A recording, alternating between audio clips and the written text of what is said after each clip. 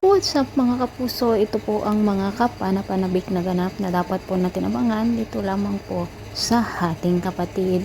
Ngayon nga po ay biglang nagbago ang buhay ni Rizal sa pamamagitan ng tulong ni Madam Jacinta mga kapuso dahil nga binigyan niya ng mansyon ang mag-iina at tuwang-tuwa talaga ang pamilya ni Rosel.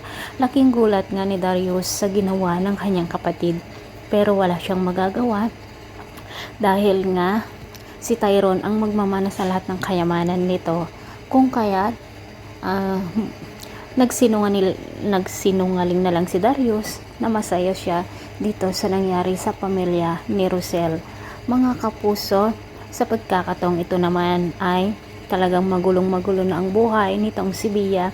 Karma na rin niya dahil sa ginawa niya dito kay Tyrone at pinalayas nga niya si Chris dahil nga sinabi ni Chris na maghiwalay na lamang sila dahil sawang-sawa na ito. Nagmakaawa naman si Belle na ayusin nila ang kanilang pamilya, ngunit hindi na talaga pumayag si Bia. Gustong isama ni Chris si Belle, ngunit hindi ito sumama at mas ginusto niyang nagpaiwan dito kay Bia.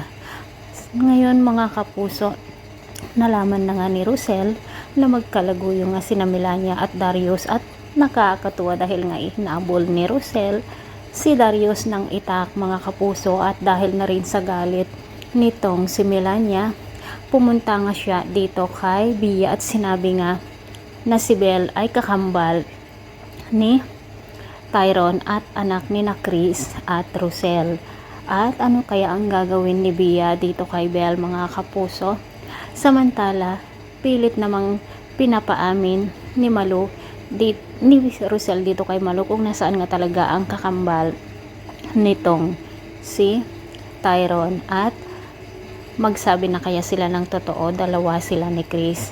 Nakakahiya talaga ang nangyari dahil nga po hinabol ni Rosel si Darius doon sa public area na hubot-hubat itong si Darius at may dala namang itak si Rosel.